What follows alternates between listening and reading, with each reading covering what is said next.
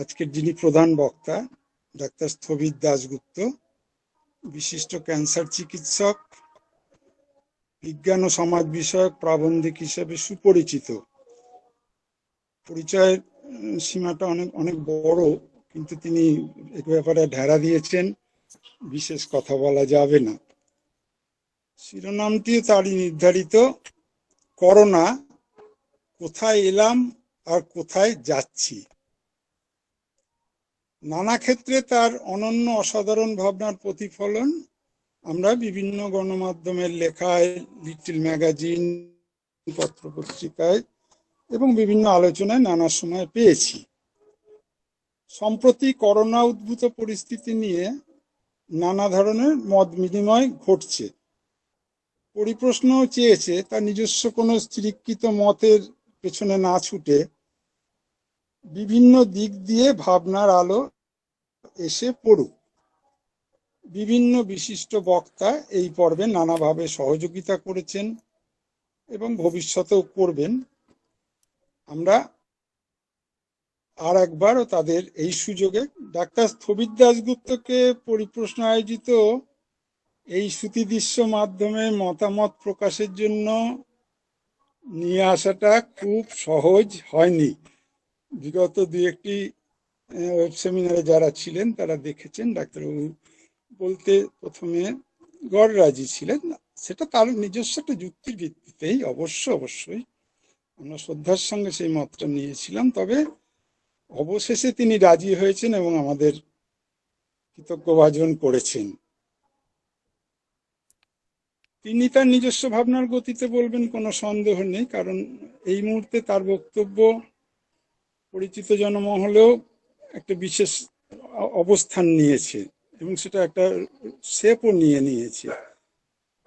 তিনি বলতে চেয়েছেন একটু বেশি সময় ধরে, এটা আমাদের কাছে আমরা খুব শ্লাঘা অনুভব করছি এবং আমরা সাগ্রহে শুনব।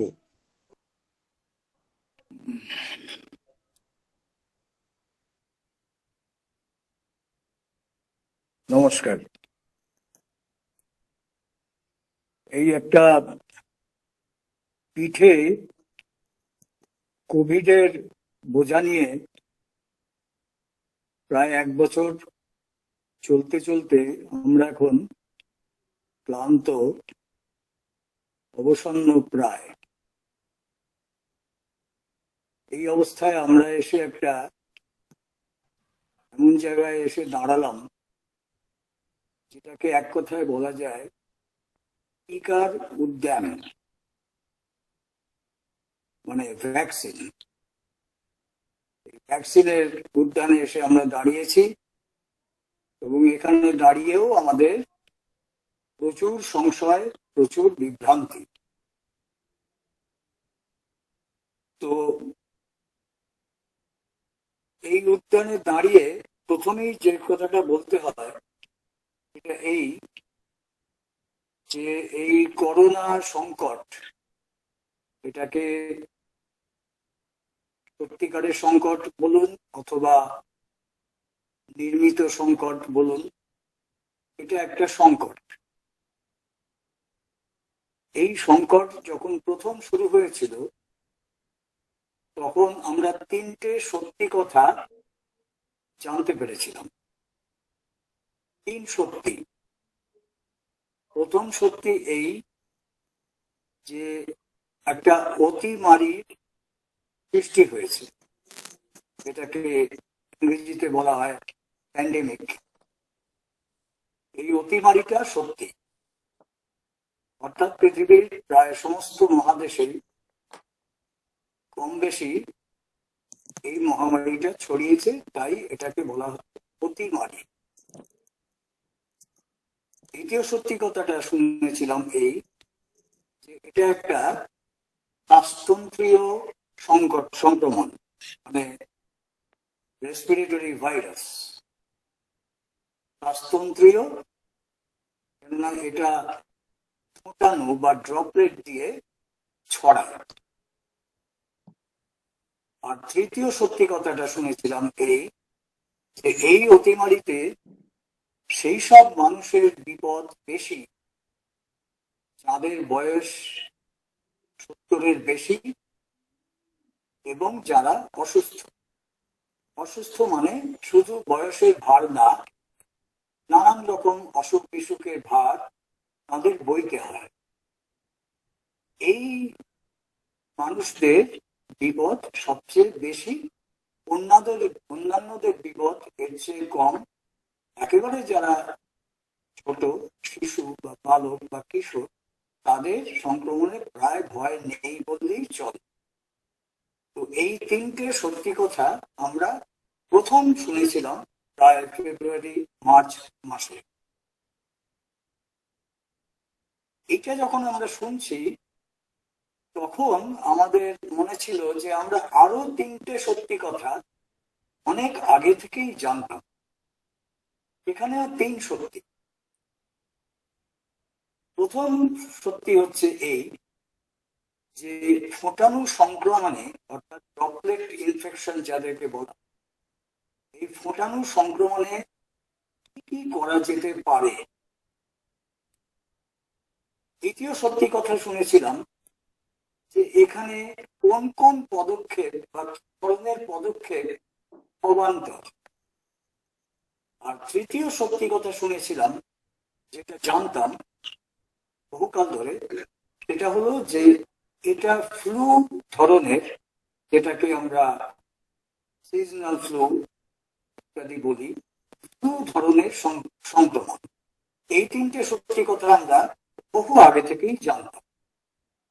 কিরকম? যেমন ধরুন, এটা একটা ফোঁটাণু সংক্রমণ, ড্রপলেট ইনফেকশন।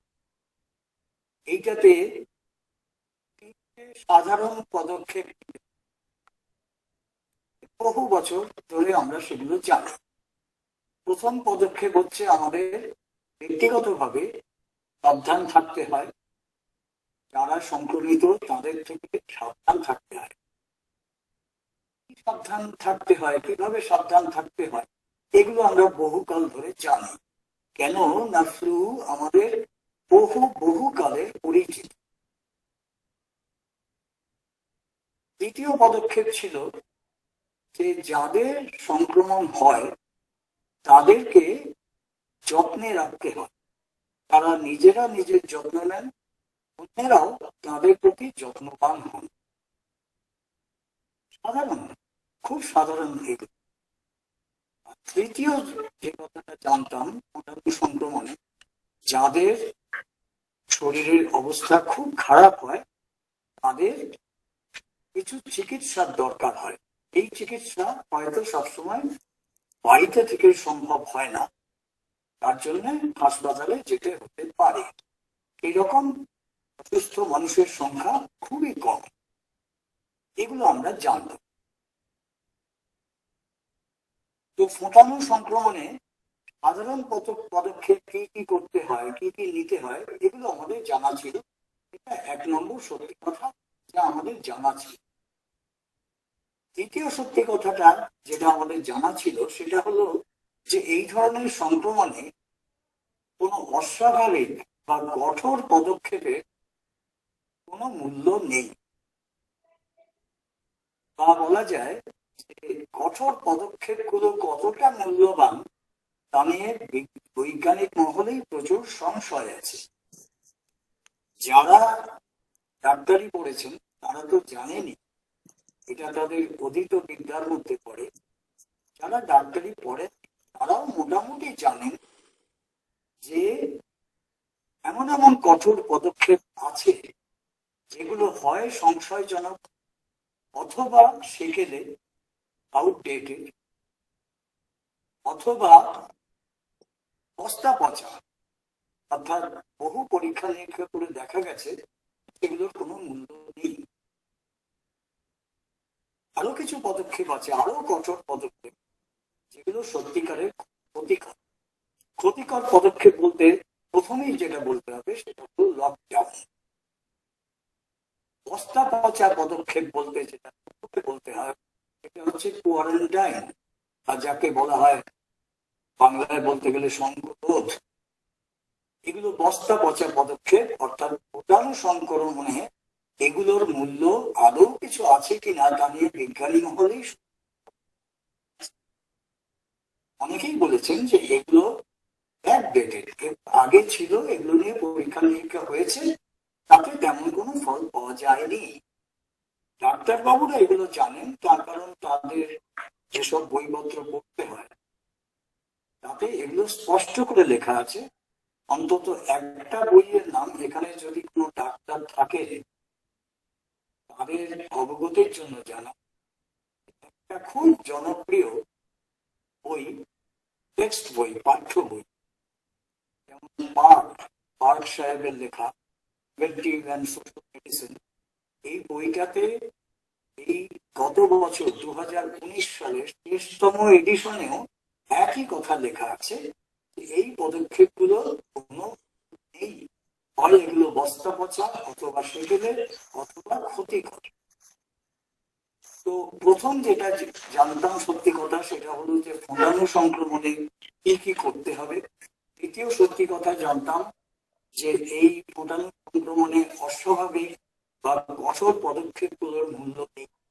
আর তৃতীয় সত্যি কথা যেটা জানতাম সেটা হলো যে ফ্লু এবং করোনা এগুলো যে কত বছর ধরে আমাদের সঙ্গে রয়েছে তার কোনো বিজ্ঞানীরা বলেন যে এটা শ বছর বা দশক ধরে আমাদের সঙ্গে আছে, এগুলো ঠিক মতো তাই সম্ভব। ফলে এগুলো নিয়ে আমাদের একটা স্বাভাবিক অভিজ্ঞতা আছে, জনমানুষের রোগ সাধারণের একটা স্বাভাবিক অভিজ্ঞতা আছে। ফ্লু নিয়েও আছে, করোনা নিয়েও আছে। করোনা অতি পুরনো একটি ভাইরাস, নতুন কিছু না। এটা আবিষ্কার হয়েছে ধরুন 1930-এর দশকে, নামকরণ হয়েছে, আছে বহু বহু কাল ধরে। এরা আমাদের প্রাচীন সহযাত্রী। এই আমাদের যে প্রজাতি, মনুষ্য প্রজাতির প্রাচীন সহযাত্রী গুলো এরা পড়ে। এরা এতদিন ধরে আছে তার কারণ এরা পরজীবী হলেও এরা হলো সফল পরজীবী। পরজীবী দুই প্রকার। এক রকমের পরজীবী আছে যারা ব্যর্থ। ব্যর্থ কেন?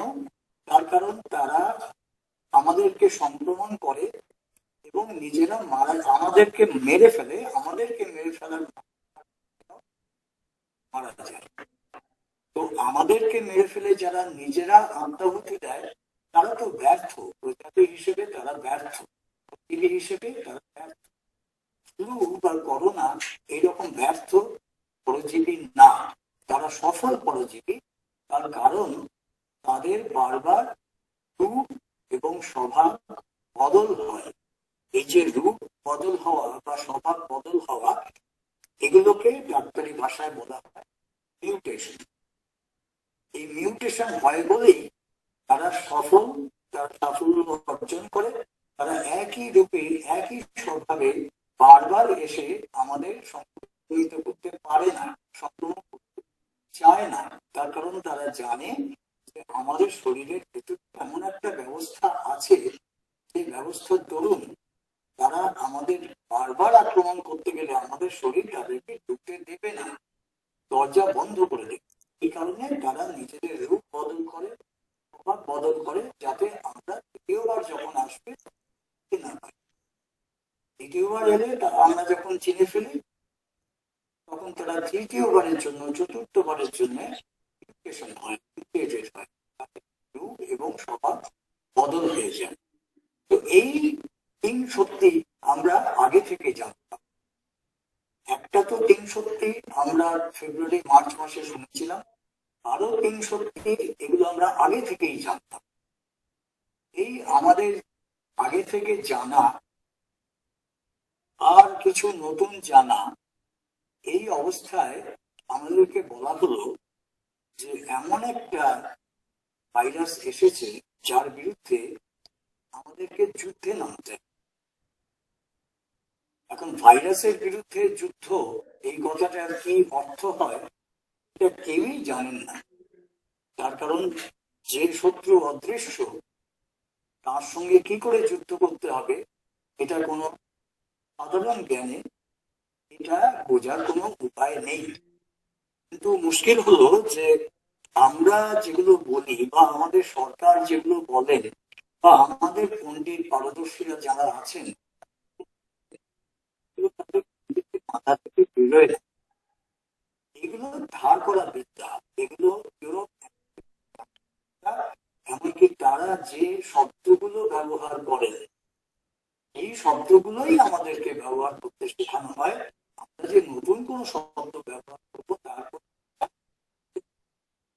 ফলে দেখা গেছে যে ইউরোপ, আমেরিকা, এরা এই সব ব্যাপারে যুদ্ধ কথাটা তাদের কাছে খুব প্রিয়। ভারতবর্ষের কথা বলতে গেলে আমি যতটুকু আমাদের দেশের খবর রাখি, আমাদের দেশের মানুষজন চিনি, তাতে আমার চিরকাল মনে হয়েছে যুদ্ধ শব্দটা আমাদের দেশের জনপ্রিয় না, অথচ যুদ্ধ শব্দটা আমাদেরকে বারবার ব্যবহার করতে হয়। ইউরোপ, আমেরিকার মহল, তারা সব ব্যাপারেই যুদ্ধ ব্যবহার করেন। যাই বলুন তাতে তাদের যুদ্ধ করতে হবে। যদি বলেন যে দেশে গরিব বেড়েছে, এই গরিবিটাকে কমাও, তখন তারা বলবে গরিবের বিরুদ্ধে যুদ্ধ করো। যদি বলেন যে পরিবেশটা বড্ড বেশি দূষিত হয়ে আছে, এটার একটা ব্যবস্থা করো, তখন তারা বলবে পরিবেশ দূষণের বিরুদ্ধে যুদ্ধ করো। যদি বলেন যে অমুক আক্রমণ করেছে, কি করা, তাহলে যুদ্ধ করো। যাই বলুন না কেন, তারা বলবে যে যুদ্ধ। তো ফলে আমাদের তো হাতে কোনো উপায় নেই, আমাদেরকে যুদ্ধেই নামতে হলো। তো যুদ্ধে নেমেই আমরা দেখলাম যে আরো তিনটে বিভ্রান্তির সামনে পড়লাম। এত সাউন্ডটা একটু প্রবলেম হচ্ছে, কয়েকজন জানালেন। আমি তখন আমাদের সামনে তিনটে কথা আমরা শুনলাম, এই তিনটে কথাই বিভ্রান্তিকর। প্রথম শুনলাম যে আমাদের নাকি একটা নতুন ভাইরাস আক্রমণ করেছে, এই ভাইরাস আগে ছিল না। দ্বিতীয় কথা শুনলাম যে যেহেতু এটা একটা নতুন ভাইরাস, সেহেতু আমাদের একটা নতুন ধরনের ব্যাধি হচ্ছে, সেই কারণেই আমাদেরকে যুদ্ধ করতে হবে, কঠোর নিয়ম কানুন পালন করতে হবে। আর তৃতীয় কথা শুনলাম যে এমন একটা নতুন ভাইরাস যার বিরুদ্ধে আমাদের কোনো ইমিউনিটি নেই, অর্থাৎ আমাদের শরীরের প্রতিরোধ ব্যবস্থা নেই। সেই জন্য আমাদেরকে টিকা নিতে হবে, ভ্যাকসিন নিতে হবে। ভ্যাকসিন যতক্ষণ না নেওয়া হচ্ছে, যতক্ষণ না পাচ্ছি, ততক্ষণ আমাদের কোনো নিরাপত্তা নেই। এই তিনটে কথা আমরা শুনলাম এই যুদ্ধে নেমে, এবং এই তিনটে কথাই ভুল, অথবা বলা উচিত এই তিনটে কথাই মিথ্যা। এখন কি শুনতে পাচ্ছেন আমার কথাগুলো? হ্যাঁ, ঠিক আছে, শুনতে পাচ্ছি। বেশ। তো প্রথম যে কথাটা আমরা এই যুদ্ধে নেমে শুনলাম, যেটা একটা নতুন ভাইরাস, এটাকে নতুন ভাইরাস বলা উচিত না। কেননা একটু আগেই বললাম যে করোনা অতি পুরনো, বহু প্রাচীন একটি ভাইরাস, এটা নতুন কিছু না। কিন্তু নতুন বলা হচ্ছে তার কারণ এটা মিউটেট করেছে, একটা নতুন রূপ এবং নতুন স্বভাব নিয়ে এসেছে, তাই এটাকে নতুন বলা হচ্ছে। কিন্তু এই যুক্তিটা কাণ্ডজ্ঞান খাটালে এই যুক্তিটা খাটে না। তার কারণ আপনার যখন বাচ্চা হয়, সে একটা নতুন মানুষ, নিশ্চয়ই সে একটা নতুন মানুষ, কিন্তু সে তো মানুষ, সে তো অন্য কোনো প্রজাতি না, সে শুধু নতুন একটা প্রজন্ম। সুতরাং নতুন বলতে যা বোঝানো হচ্ছে এই নভেল করোনা, তা কিন্তু নয়। এটা করোনাই, করোনার একটা নতুন রূপ এবং নতুন স্বভাব। ফলে এইটার জন্য সব নতুন নতুন করতে হবে, এই যুক্তিটা অবান্তর। আর দ্বিতীয় কথা, যেহেতু এটা তেমন নতুন কিছু না, সেই জন্য এটাতে নতুন ব্যাধি তৈরি হয়, এই কথাটাও ভুল। নতুন ব্যাধি কিছু হয় না, যা চিরকাল হয়ে এসেছে সেইটাই হয়। সেটা কখনো কম হয়, কখনো বেশি হয়। এর চেয়ে নতুন কিছু হয় না। সেই জন্য এটার বিরুদ্ধে যে আমাদের কঠোর নিয়ম কানুন সব পালন করে যেতে হবে, এই যুক্তিটা টেকে না। আর তৃতীয় ভুল কথা সেটা হলো যে আমাদের নাকি কোনো ইমিউনিটি নেই। এটা আরেকটা ভুল কথা। তার কারণ করোনা এবং ফ্লু যেহেতু এগুলো প্রচুর পুরনো প্রাচীন ভাইরাস, আমাদের সহযাত্রী, ফলে এদেরকে আমরা চিনি, এদের বিরুদ্ধে শরীরে মোটামুটি একটা ইমিউনিটি আছে বা প্রতিরোধ ব্যবস্থা আছে, কিন্তু সেই প্রতিরোধ ব্যবস্থা খুব শক্ত নয়, খুব মজবুত না। এটা আমরা সকলে জানি। ফ্লু এর বিরুদ্ধে আমাদের ইমিউনিটি আছে, কিন্তু সেই ইমিউনিটি খুব মজবুত না, খুব দৃঢ় না। সেই কারণে মাঝে মাঝে আমাদের ফ্লু হয়। বহু লোক ফ্লু এর কবলে পড়েন এবং বেশিরভাগ লোকই তা থেকে উঠে দাঁড়ান, সুস্থ হয়ে দাঁড়ান, আর কিছু লোক বিপদে পড়েন। সুতরাং ইমিউনিটি নেই কথাটা ঠিক না। আর এই কারণে নতুন টিকা না এলে আমাদের সর্বশান্ত হয়ে যেতে হবে, সর্বনাশ হতে হবে, এই যুক্তিটাও। সুতরাং যুদ্ধের যে তিনটে যুক্তি আমাদের দেওয়া হয়েছিল, এই তিনটে যুক্তি আসলে নরবরে যুক্তি। এগুলোর কোনো খুব যে একটা সারবত্তা আছে তা বলা সম্ভব না। নভেল ভাইরাস তো এই নভেল নাম দিলে যে কোনো কিছুতেই নভেল নাম দিয়েই দেওয়া যায়। আমার বাড়িতে নতুন শিশু জন্মালে সে তো নভেলই, সে তো আর আমি না। যার শিশু সে তো সে না, তার বাবার শিশু তো বাবা হয় না, সে তো নতুন শিশু, নতুন মানুষ, সেদিক থেকে সে নভেল। কিন্তু এইটুকুই, তার আর কোনো এর ভেতরে কোনো যাকে বলে অনন্যতা আরোপ করা ঠিক না। আর নতুন ব্যাধি না, তার কারণ ফ্লু এর সঙ্গে যদি আমরা তুলনা করি, ফ্লু এর সঙ্গে আমাদের তুলনা করতে হবে। তার কারণ ফ্লু এর যে পরিচিত ভাইরাস আমাদের আপাতত জানা নেই। তো ফ্লু এর সঙ্গে যদি আমরা তুলনা করি তাহলে দেখবো ফ্লু এবং করোনা দুটোই শ্বাসতন্ত্রীয় ভাইরাস, অর্থাৎ যাকে বলে রেসপিরেটরি ভাইরাস। দুটোরই একই ধরনের উপসর্গ। যা যা ফ্লুতে হয় করোনাতে তাই হয়, শুধু কম আর বেশি, একটু কম অথবা একটু বেশি। এই দুটোই যে কারণে যেভাবে সংক্রমণ করায়, যে কায়দায় সংক্রমণ করায়, যেটাকে আমরা বলি মোড অফ ইনফেকশন, এই দুটো একই, দুটোই ড্রপলেট দিয়ে সংক্রমণ ছড়ায়। এই দুটোর সংক্রমণ ক্ষমতা কম বেশি একই রকম।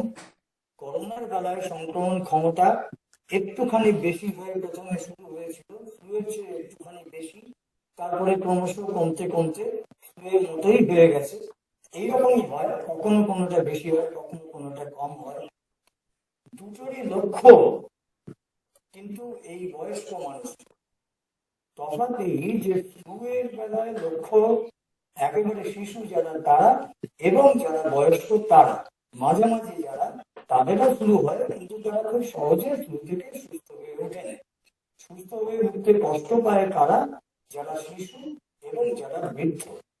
করোনার বেলাতে শিশুরা বাদ, বৃদ্ধরা কষ্ট পায়। এবং করোনা আর ফ্লু এর মধ্যে এটা একটা তফাৎ যে ফ্লুতে কিন্তু সুস্থ বৃদ্ধ যারা, বৃদ্ধ অথচ সুস্থ, তারা বেশি কষ্ট পাবেন না। এই তারা বেশি কষ্ট পেতে পারেন, ভুল বললাম, তারাও কষ্ট পেতে পারেন, কিন্তু করোনার বেলায় যারা অসুস্থ এবং বৃদ্ধ তারাই হচ্ছে লক্ষ্যস্থল। অর্থাৎ শুধু মৃত্যু হলে হবে না। আপনার বয়স 70 হয়েছে বলে যে আপনি পাপ করে ফেলেছেন তা না। আপনার বয়স যদি বেশি হয়, 70 বেশি হয়, তার সঙ্গে আপনার যদি অন্যান্য অসুস্থতা থাকে, তবেই আপনি করোনার লক্ষ্য হবেন। অন্যেরা করোনার লক্ষ্য হবে না তা নয়, কিন্তু অনেক কম হবে, তাদের বেলায় বিপদ অনেক কম। এইবার ধরুন নতুন ব্যাধি বলতে গেলে আমাদের বলতে হবে যে পর্যন্ত এসেছিলাম, যে আমরা প্যাথোলজিতে এসেছিলাম, নতুন ব্যাধি বলতে গেলে আমাদের দেখাতে হবে যে শরীরে এমন এমন পরিবর্তন হয় যেগুলো ফ্লুতে হয় না, শুধু করোনাতেই হয়। এমন কোন পরিবর্তন আজ অব্দি কেউই দেখাতে পারেননি। এমনকি বড় বড় ডাক্তারবাবুরাও যেসব প্যাথোলজির কথা বলেছেন, যেসব পরিবর্তনের কথা বলেছেন, সব কটা ফ্লুতে হয়। এগুলো আমাদের চিরকাল জানা ছিল, যারা এই সংক্রমণ রোগ নিয়ে চর্চা করেন, এগুলো তাদের কাছে বহু পুরনো বিষয়, নতুন কিছুই না। এইবারে ধরুন তুলনা করতে গেলে সবচেয়ে বড় তুলনা একটা হয়, সেটা হলো যে মৃত্যু ভয় কোনটাতে বেশি কোনটাতে কম। কেমন? যেটাতে বলা হয় যে ইনফেকশন ফেটালিটি রেট, অর্থাৎ সংক্রমণ হলে মারা যাওয়ার আশঙ্কা কোনটাতে বেশি কোনটাতে কম। অনেকে যখন ফ্লু এর সঙ্গে করোনার তুলনা করতে চেয়েছিলেন, তখন অনেকে বলেছিলেন যে না, ওটা করা যাবে না, তখন ফ্লুতে অতটা ভয় নেই, করোনাতে নাকি সাংঘাতিক ভয়। কিন্তু পরে দেখা গেল, এবং বিজ্ঞানীরাই দেখালেন, যে তা না, দুটোতেই মৃত্যু ভয় বা মৃত্যুর আশঙ্কা দুটোতে কম বেশি সমানই। বরং তীব্র ফ্লু যদি হয়, যেগুলোকে আমরা বলি ব্যাড ফ্লু বা খারাপ ধরনের ফ্লু, সেগুলোতে মৃত্যুর আশঙ্কা 1% থেকে 8% পর্যন্ত হতে পারে। বিশ্ব স্বাস্থ্য সংস্থা বা হু আমাদেরকে প্রথমেই বলে দিয়েছিল যে করোনাতে সংক্রমিত হলে মৃত্যুর আশঙ্কা নাকি 3 থেকে 4%। সেই জন্য আমাদের মাথা খারাপ হয়ে গেছিল, আমরা খুব ভয় পেয়ে গিয়েছিলাম, সকলেই খুব ভয় পেয়ে গিয়েছিলেন। তখন আর খেয়াল ছিল না যে তীব্র ফ্লু যখন হয়, তখন মৃত্যুর আশঙ্কা কিন্তু 8% পর্যন্ত হতে পারে। সুতরাং এই যে আমরা ভয় পেয়ে গেলাম, এই ভয়ের পিছনে কারণগুলো খুব নড়বড়ে, মোটেই তেমন কিন্তু কিছু কোনো শক্ত কারণ, মজবুত কারণ আমরা কেউই দেখাতে পারলাম না। আর যে ইমিউনিটি নিয়ে কথা হলো, সেই ইমিউনিটি গুলো নিয়েও গন্ডগোল। তার কারণ বারবার আমাদের ওই অ্যান্টিবডি, অ্যান্টিজেন, এই কথাগুলো বলা হলো। আমাদের বডিতে, আমাদের শরীরে এই ভাইরাসের বিরুদ্ধে অ্যান্টিবডি খুব কম, বা থাকলেও খুব দুর্বল, এইসব কথা বলা হলো। কিন্তু খুব কম বলা হলো আরেকটা বিষয় নিয়ে, সেটা হলো টি লিম্ফোসাইট বলে এক ধরনের অণু আছে, এক ধরনের কোষ আছে আমাদের শরীরে। সেই কোষগুলো লিম্ফোসাইটের নানান রকম লিম্ফোসাইটের মধ্যে এক ধরনের লিম্ফোসাইট হচ্ছে টি লিম্ফোসাইট। এই লিম্ফোসাইট গুলো আমাদের শরীরে যে প্রতিরোধ ব্যবস্থা ভাইরাসের বিরুদ্ধে থাকে, তাতে অ্যান্টিবডির চেয়েও এদের ভূমিকা অনেক বেশি। অ্যান্টিবডি গুলোর ভূমিকা কিন্তু অতটা বড় না, কেননা তারা এমনিতেই দুর্বল, এবং তারা যে পদ্ধতিতে এই ভাইরাস বা বিজাতীয় কেউ এলে তাদেরকে আটকায়, সেই কাজটা আসলে অতটা মজবুত কিছু না। তার চেয়ে অনেক বেশি মজবুত হচ্ছে এই লিম্ফোসাইট। আমার কথা শুনতে পাচ্ছেন আপনারা? হ্যাঁ হ্যাঁ, পাচ্ছি। আচ্ছা, আমি তাহলে বলে যাচ্ছি। হ্যাঁ হ্যাঁ হ্যাঁ। তো এই টি লিম্ফোসাইটের কথা বলা হলো না, বা বলা হলেও কম বলা হলো, অথচ এইটাই আসল। ফলে এই যে টিকা নিয়ে কথা বলা হচ্ছে, সেগুলো আসলে তেমন কোনো শক্ত যুক্তি বলে আমার মনে হয়নি, অনেকেরই মনে হয়নি। কেননা এতে অ্যান্টিবডি নিয়ে কথা বলা হয়, টি লিম্ফোসাইট নিয়ে অতটা কথা বলা হয় না। এখন ইমিউনিটি একটা, তবুও ইমিউনিটি নিয়ে বলতে গেলে কিন্তু যে যত সহজে ইমিউনিটি শব্দটা আমাদের দেশে ইদানিং খুব মুখরোচক হয়ে গেল, ইমিউনিটি ব্যাপারটা কিন্তু অত সহজ বা অত সরল কিছু না। এই শাস্ত্রটাই অতি জটিল শাস্ত্র।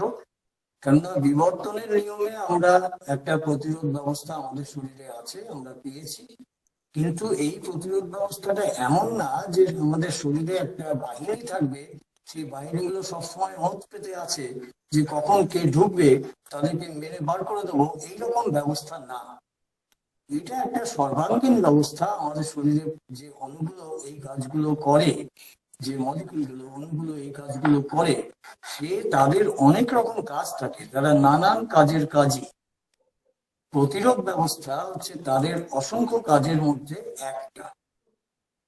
ফলে তারা শুধু এই কাজই করে যাবে সারা জীবন ধরে, এইটা ভুল কথা। এবং তার চেয়েও বড় কথা হলো যে এই অণুগুলো যে কখন আমাদের বন্ধু থাকবে বন্ধু হয়ে থাকবে আর কখন আমাদের শত্রু হয়ে যাবে তার কোনো স্থিরতা নেই।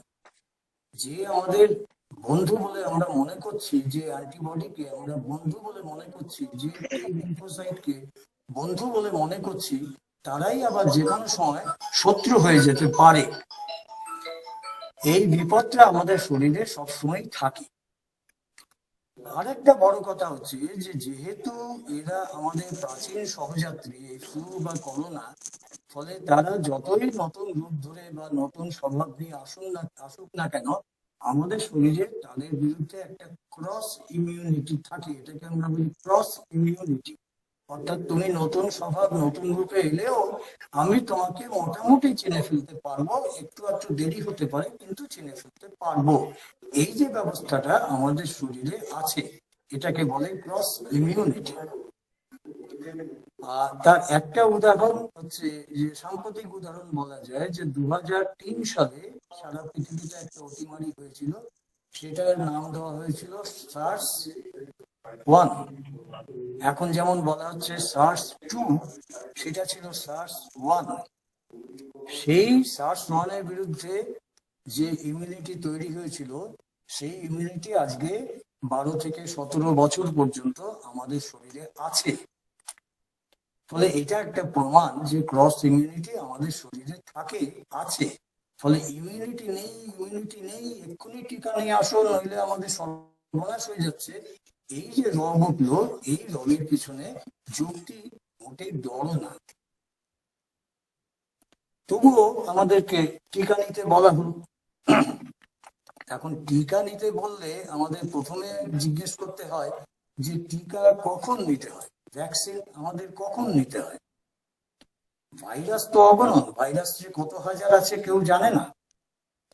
তো এই এতগুলো ভাইরাস আমাদের শরীর ঘিরে, এই মনুষ্য প্রজাতিকে ঘিরে সবসময় বসবাস করছে, বহু বছর ধরে, অনন্তকাল ধরে বসবাস করছে। তো এক একটা ভাইরাস আমাদের শরীরে আক্রমণ করলে আমাদেরকে এক একবার টিকা নিতে হবে? তাহলে যে কতবার টিকা নিতে হবে তার তো কোনো মানেই নেই। তাহলে ভাইরাস হলেই তার বিরুদ্ধে একটা টিকা চাই, নতুন ভাইরাস হলেই তার বিরুদ্ধে একটা টিকা চাই। এটা আসলে একটা বাসনা বিলাস। এই ধরনের বিলাস, এই ধরনের বিলাসিতা আমাদের গ্রহণযোগ্য না। তবুও কোনো ভাইরাসের বিরুদ্ধে বা কোনো জীবাণুর বিরুদ্ধে আমাদের কখনো কখনো টিকা নিতে হয়, সেটা সত্যি কথা। কখন নিতে হয় তারও আবার 3টে অবস্থা আছে, 3টে কারণে আমাদের টিকা নিতে হয়। প্রথম কারণ হচ্ছে যে কোনো সংক্রমণ, সেটা ভাইরাস হোক অথবা জীবাণু হোক, সেই সংক্রমণের ক্ষমতা যদি খুব বেশি হয়, সেই সংক্রমণে আমাদের যদি সাংঘাতিক শারীরিক ক্ষতির আশঙ্কা থাকে, এবং সেই সংক্রমণে আমাদের যদি মৃত্যুর আশঙ্কা খুব বেশি হয়, এই 3টে যদি থাকে, অর্থাৎ সংক্রমণের ক্ষমতা বেশি হতে হবে, শারীরিক ক্ষতির আশঙ্কা বেশি হতে হবে, এবং সেই জীবাণু অথবা ভাইরাসের মারণ ক্ষমতা বেশি হতে হবে, এই 3টে মানদণ্ড যদি থাকে তাহলে তার বিরুদ্ধে টিকা অবশ্যই দরকার। যেমন আমরা রেবিস এর বিরুদ্ধে টিকা পেয়েছি, যেমন স্মল পক্স এর বিরুদ্ধে টিকা পেয়েছি, ঠিক সেরকম কয়েক বছর আগে ইবোলা হয়েছিল, ইবোলার বিরুদ্ধেও টিকার দরকার ছিল। তো এই ধরনের যদি জীবাণু অথবা ভাইরাস আসে তাহলে তার বিরুদ্ধে নিশ্চয়ই টিকার দরকার। তো টিকার পিছনে একটা কারণ হচ্ছে এইটা। দ্বিতীয় কারণ হচ্ছে যেসব ভাইরাস স্থিতিশীল, অর্থাৎ যাদের বেশি মিউটেশন হয় না, টিকা তাদের বেলায় প্রযোজ্য হয়। কারণ তাদের বেলায় টিকা বানানো সহজ হয় এবং সেই টিকা বহুকাল ধরে কাজ করতে পারে। তার কারণ এই ভাইরাসগুলো বা এই জীবাণুগুলো বেশি মিউটেট করে না, দুম করে নিজের রূপ আর স্বভাব পাল্টাতে পারে না। আর তৃতীয় কারণ, আমাদের দেশে এই কারণটা সবচেয়ে বেশি দরকারি, সেটা হলো এই যে ওষুধ কোম্পানি যখন মনে করবে যে টিকা দরকার, তখন টিকা দরকার। ওষুধ কোম্পানি কখন মনে করবে? যখন সে মনে করবে যে টিকা তৈরি করে তার প্রচুর লাভ হবে, তখন টিকার দরকার। তখন সে টিকা বানাবে এবং সে প্রচারও করবে যে হ্যাঁ দেখো টিকার ভীষণ দরকার। এটার একটা উদাহরণ আমি দিচ্ছি। আমি জানি না আজকের আমাদের এই ওয়েবিনারে আমার এক বিশেষ ভাতৃপ্রতিম বন্ধু এসেছেন কিনা। তিনি হচ্ছেন, অনেকেই আপনারা তাকে চেনেন, তিনি স্বনামধন্য মানুষ, কুমার রানা। তো কুমার রানা কদিন আগে উনি এসেছেন? আপনি বলুন। আচ্ছা, আসেননি। উনি আমাকে একটা বই পড়তে দিয়েছিলেন কিছুদিন আগে। সেই বইটা বেরিয়েছে এই কয়েক মাস আগে বেরিয়েছে। সেই বইটার নাম হচ্ছে ফিভার্স, ফিউডস অ্যান্ড ডায়মন্ডস। বইটা লিখেছেন পল ফার্মার বলে একজন ডাক্তার, এবং তিনি হার্ভার্ড ইউনিভার্সিটিতে পড়ান এবং ডাক্তারি করেন অন্য কোথাও না, আমেরিকায় না। তিনি ডাক্তারি করেন ওই যেসব জায়গায় আফ্রিকা বা বিভিন্ন জায়গাতে যেখানে ডাক্তার যেতে চায় না, যেসব জায়গায় জনস্বাস্থ্যের অবস্থা খুব খারাপ, সেই সব জায়গায় বছরে প্রায় কয়েক মাস সেখানে গিয়ে তিনি ডাক্তারি করেন। তো ওই পশ্চিম আফ্রিকায় যখন ইবোলা সংক্রমণ হয়েছিল সাংঘাতিক, সেই ইবোলার সময় তিনি ওখানে ছিলেন। তো তার অভিজ্ঞতা নিয়ে তিনি একটা বিশাল বই লিখেছেন, সেটাই কয়েক মাস আগে বেরিয়েছে। সেটা আমাকে পাঠিয়েছেন কুমার রানা। তাতে সে অসম্ভব সুন্দর বই। তাতে লেখা আছে যে সেখানে যখন ইবোলা নিয়ে সাংঘাতিক কাণ্ড চলছে, তখন সেখানে রব উঠেছিল যে আমাদের তো এই ধরনের সংক্রমণের বিরুদ্ধে টিকা দরকার, কিন্তু টিকা কোম্পানিগুলো টিকা বানাতে রাজি হলো না। তার কারণ খুব সহজবোধ্য, যে কোথায় পশ্চিম আফ্রিকা, সেখানে কোথায় কিছু কালো কালো মানুষ, গরিব গুরব মানুষ, তারা কোথায় মরে যাচ্ছে কোন সংক্রমণে, তাতে টিকা তৈরি করে এই পরিশ্রম করে তারপরে বিক্রি করে কি লাভ হবে আমাদের। এই ডিবেট সারা পৃথিবীতে চলেছিল, আমেরিকাতেও চলেছিল। এটাতে তিনি নাম দিয়েছিলেন ইবোলোনমিক্স, অর্থাৎ টিকার, ইবোলাতে টিকা হবে কি হবে না সেটা আসলে একটা অর্থনৈতিক সমস্যা।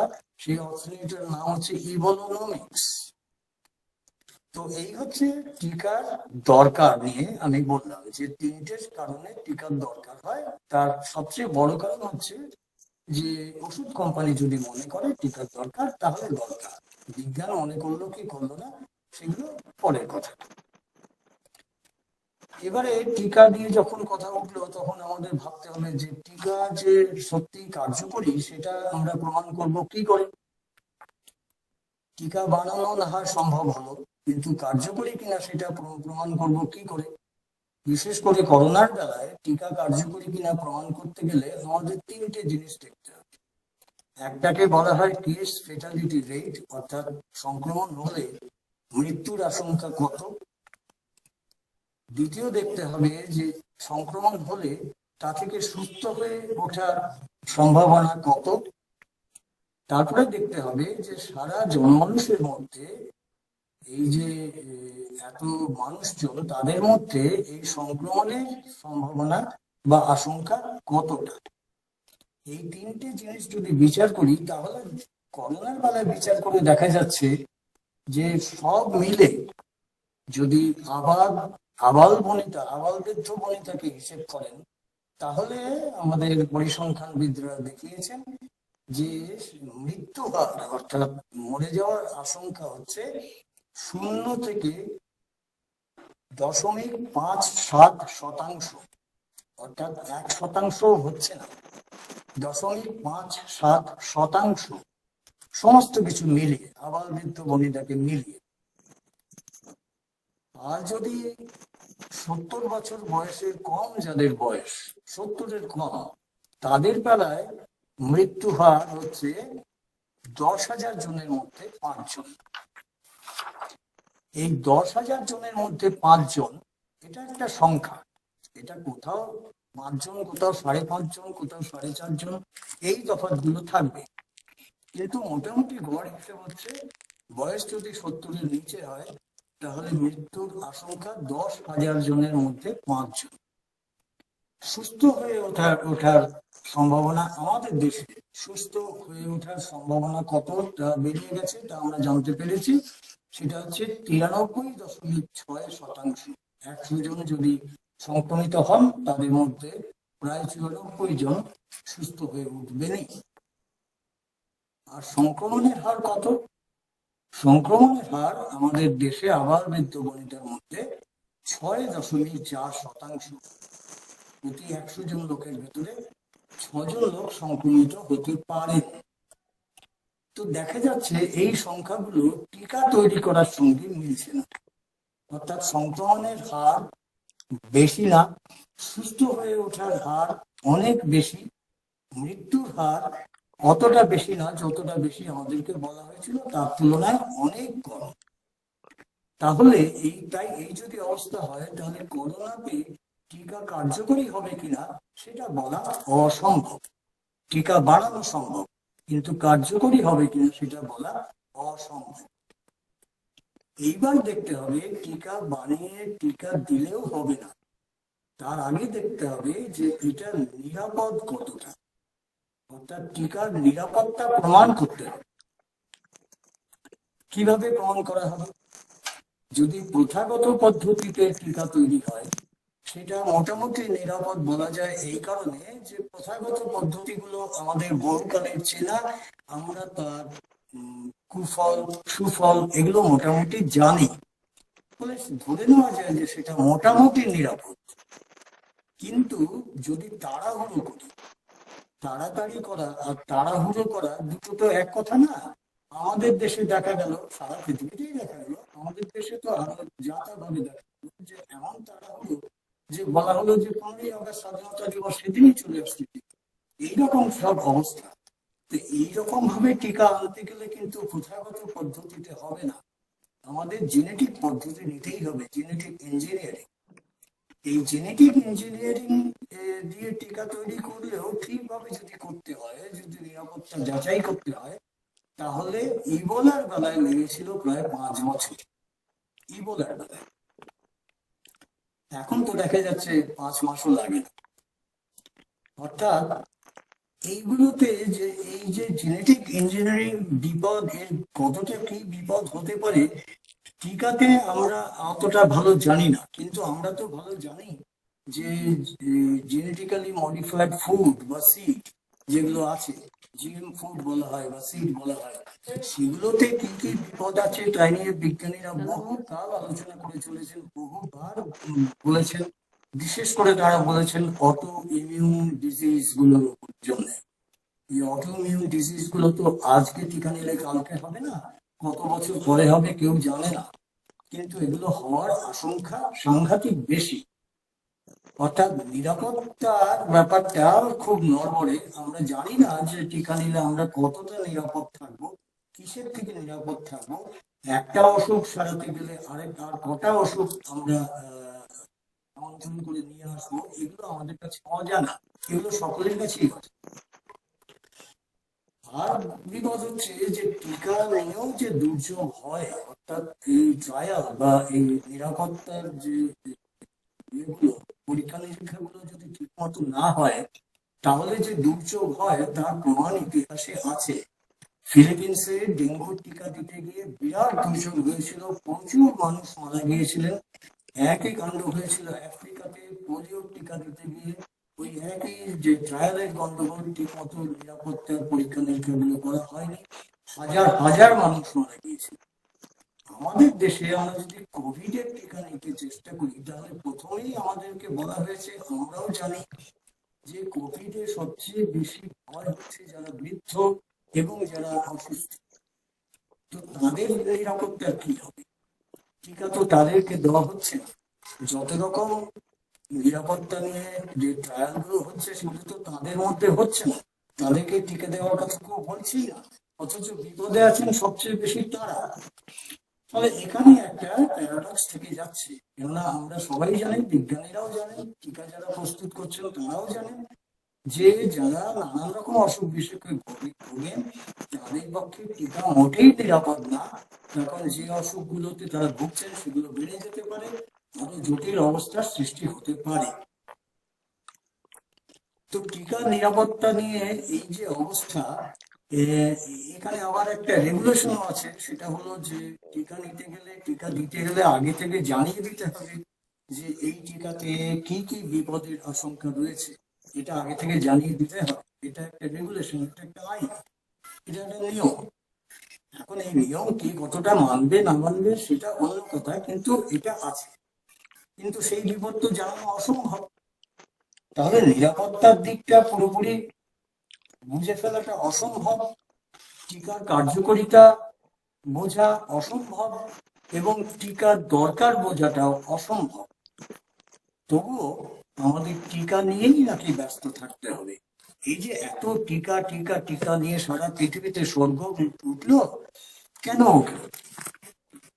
তার কারণ আমরা মৃত্যু ভয়ে ভীত হয়েছিলাম বা এখনো আছি। মৃত্যু নিয়ে আমাদের উৎকণ্ঠা, এই উৎকণ্ঠা অস্বাভাবিক না। মৃত্যু নিয়ে উৎকণ্ঠা থাকাই মনুষ্য প্রজাতির পক্ষে খুব স্বাভাবিক। কিন্তু এই যে উৎকণ্ঠা, এতে সবচেয়ে বেশি, এই যে টিকা নিয়ে সবচেয়ে বেশি আকুল হয়ে গেল কারা? একটু হিসেব করে ভাবলেই বুঝতে পারবেন, একটু মাথা ঠান্ডা করে ভাবলেই বুঝতে পারবেন, সবাই বুঝতে পারবেন যে টিকা নিয়ে আকুল হয়েছে প্রথমত হু বা বিশ্ব স্বাস্থ্য সংস্থা। সে আকুল হতে বলেছে সরকারকে, সরকার আকুল হয়েছে। সরকার আকুল হতে বলেছে এলিট সমাজকে। এলিট সমাজের মধ্যে ডাক্তার মুক্তার ইত্যাদি পারদর্শী বিজ্ঞানী ইত্যাদি সকলে আছেন। এলিট সমাজ, তারা আকুল হয়েছেন। আর সর্বোপরি আকুল হয়ে গেছেন বিল গেটস। তিনি তো বছরের পর বছর শুধু লাফাচ্ছেন, টিকা আনতেই হবে, তাহলে পৃথিবীর সর্বনাশ হয়ে যাবে। পৃথিবীকে বাঁচানোর গুরু দায়িত্ব তো তাঁরই কাঁধে। তো এনারা সকলে মিলে একটা আতঙ্ক নির্মাণ করলেন। এই আতঙ্কটা ছিল না, দুর্ভাবনা ছিল, আতঙ্ক ছিল না। যে কোনো ভাইরাল ইনফেকশনে আমাদের দুর্ভাবনা থাকে, কিন্তু আতঙ্ক থাকে না। এই গত কয়েক মাস বা এক বছর ধরে যেটা হলো, সেটা একটা আতঙ্ক। আতঙ্কের ফলে আমাদের সমস্ত কিছু নয়ছয় হয়ে গেল, সমস্ত কিছু মনে হচ্ছে যে আমরা হেঁট মুন্ড ঊর্ধ্বপদ হয়ে আছি। অথচ এদিকে তথ্যের জলপ্রপাত হচ্ছে। গত কয়েক মাসে যত তথ্য বেরিয়েছে তার কোনো তুলনা নেই। ডাক্তারি পত্রপত্রিকায় শুধু কোভিড আর করোনা নিয়ে গত কয়েক মাসে যত রচনা প্রকাশিত হয়েছে, গত কয়েক বছর ধরে এইরকম জলপ্রপাত হয়নি। এটা ডাক্তারি জার্নালগুলোর সম্পাদকরাই বলেছে। কিন্তু মজাটা হচ্ছে, একই সঙ্গে যেটা হয়েছে সেটা হচ্ছে তথ্য বিপত্তি। তথ্য বিপত্তি এমন হয়েছে যে সেটাকে বলা হয়েছে শতাব্দীর সেরা তথ্য বিপত্তি। তথ্যের কোনো মাথা নেই, মুন্ডুও নেই। সত্যকে রাতারাতি মিথ্যা প্রমাণ করা হয়ে গেছে, মিথ্যাকে রাতারাতি সত্যি প্রমাণ করা হয়ে গেছে। এটাকে বলা হচ্ছে তথ্য বিপত্তি।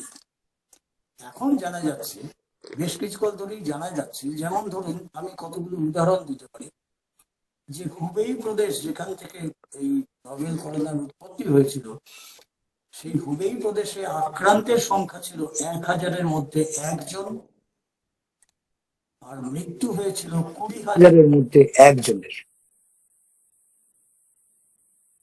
আমাদের দেশের কথা যদি বলেন, ভারতবর্ষে, এটা আমি গত 7 দিন আগেকার হিসেব বলছি, মাত্র 7 দিন আগেকার হিসেব, যে আমাদের দেশে 10 লক্ষ মানুষের মধ্যে মারা যাচ্ছেন 104 জন। 10 লক্ষের মধ্যে কোভিডে মারা যাচ্ছেন 104 জন। পশ্চিম বাংলার কথা যদি বলেন, প্রত্যেকদিন খবরের কাগজ খুললেই বাঁদিকে দেখতে পাবেন একটা পরিসংখ্যান, তার মাথাও বুঝতে পারবেন না, মুন্ডুও বুঝতে পারবেন না, কিন্তু সেই পরিসংখ্যান আছে। এই পশ্চিম বাংলায় 10 লক্ষের মধ্যে কোভিডে মৃত্যুর সংখ্যা 91 জন। এইবার একটা হিসেব দেখুন, এসব পরিসংখ্যানবিদদের হিসেব, যে আমাদের দেশে প্রতি বছর 10 লক্ষে এমনিতেই মারা যান 7,200 জন। 10 লক্ষে মারা যাচ্ছেন 7,200 জন নানান কারণে, সে রোড অ্যাক্সিডেন্ট থেকে শুরু করে ক্যান্সার পর্যন্ত নানান কারণে মারা যাচ্ছেন মোট 7,200 জন 10 লক্ষ মানুষের মধ্যে। আর পশ্চিম বাংলায় এই সংখ্যাটা হচ্ছে 5,900। এইবার ওনারা অনুপাত হিসেব করে বলছেন যে আমাদের দেশে অনুপাতটা দাঁড়াচ্ছে 1.4%। অর্থাৎ 100 জন মানুষ যদি নানান কারণে মারা যান, তাদের মধ্যে কোভিডে মারা যাবেন 1 জন বা 1.4 জন। তো এই হচ্ছে একটা হিসেব। ল্যান্সেট পত্রিকা, অনেকেই নাম শুনে থাকবেন, একটা অতি জনপ্রিয় ডাক্তারি পত্রিকা। এই ল্যান্সেট পত্রিকার সম্পাদকীয়তে বলা হয়েছিল কয়েক মাস আগেই যে এটাকে প্যান্ডেমিক বলা হচ্ছে, এটা প্যান্ডেমিক না বলে এটাকে বলা উচিত সিন্ডেমিক। সিন্ডেমিক কেন না, শুধু কোভিড তো না, অন্য যে অসংখ্য রোগ বিরোগ চারদিকে ঘুরে বেড়াচ্ছে, মানুষজন রোগাক্রান্ত হয়ে আছেন, সেই মানুষগুলোর কোনো চিকিৎসা হচ্ছে না। অন্যান্য যত রকম ব্যাধি তাদের চিকিৎসা হচ্ছে না, তার কারণ সবাই কোভিডের দিকে তাকিয়ে আছেন এবং লকডাউন হয়ে গেছেন এবং কোয়ারেন্টাইন চলছে, সবকিছু বন্ধ। তো ডাক্তারবাবুরা যদি ভাবেন যে তারা কোভিডের জন্যে একটা ঘরের মধ্যে লুকিয়ে বসে থাকবেন, তখন অন্যান্য অসুখ বিসুখ, যেসব অসুখ বিসুখে তারাই পারদর্শী, সেই অসুখ বিসুখগুলো তো নিশ্চুপ বসে থাকবে না ঘরের মধ্যে। ফলে তারা সেই সব মানুষগুলো মারা যাবেন। এইবারে মৃত্যু হচ্ছে চারদিকে, নানান কারণে মৃত্যু হচ্ছে। আর মৃত্যু হলেই, মৃত্যু হওয়ার আগেই যে কোনো রোগীকে দেখবার আগে তার একটা কোভিড টেস্ট করতে হবে। কোভিড টেস্টে যদি পজিটিভ হয়ে যায় তাহলে তার পেছনে একটা ছাপ লেগে গেল কোভিড পজিটিভ। তারপরে বলা হলো মারা যদি যায় তাহলে কোভিডেই মারা গেছেন। এটা একটা অদ্ভুত কারণ, অদ্ভুত কাণ্ড। হিসেব বলাচ্ছে যে এত এত লোক অমুক অমুক জায়গায় মারা যাচ্ছে। কেউ বলছেন না যে সত্যিকারে মারা যাচ্ছেন কিসে। কেউ বলছেন না যে যারা মারা যাচ্ছেন তাদের ভেতরে বয়সের অনুপাতটা কত, কোন বয়সের মানুষ মারা যাচ্ছেন, কোন বয়সের মানুষ বেশি মারা যাচ্ছেন, এই হিসেবটা বলা হচ্ছে না। তাহলে কোনো ঠিক মতো ছবি তো আমরা পাচ্ছি না। এই যে আমরা এত করোনা করোনা বলছি, চারদিকে শুধু করোনাই দেখছি, আমরা এটা দেখছি না যে এই মুহূর্তে অন্তত 16টা ভাইরাস, করোনা ছাড়া অন্তত 16টা ভাইরাস কয়েক বছর ধরে আমাদের চারদিকে ঘুরে বেড়াচ্ছে। আমরা কোভিডের জন্য টেস্ট করছি, আমরা অন্য ভাইরাসগুলোর জন্য তো টেস্ট জানি না, টেস্ট তো করছি না। তাহলে যখন কেউ মারা যাচ্ছেন তখন তিনি কোভিডেই মারা যাচ্ছেন, এই কথাটা বলার তো কোনো যুক্তি নেই। আমরা একথা বলছি না যে নানান শ্বাসতন্ত্রীয় ভাইরাস বা রেসপিরেটরি ভাইরাসে, ফ্লু, করোনা সমেত নানান রকম ভাইরাসে সারা বছরে অন্তত 26 লক্ষ মানুষ মারা যান। শুধু ফ্লুতে মারা যান 3 থেকে 6.5 লক্ষ মানুষ।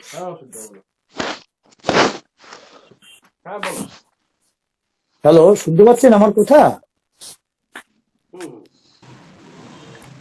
হ্যাঁ, শোনা যাচ্ছে। শোনা যাচ্ছে কি? হ্যাঁ, শোনা যাচ্ছে। ঠিক আছে। হ্যাঁ। ঠিকভাবে বলুন, এখন ভালো শোনা যাচ্ছে।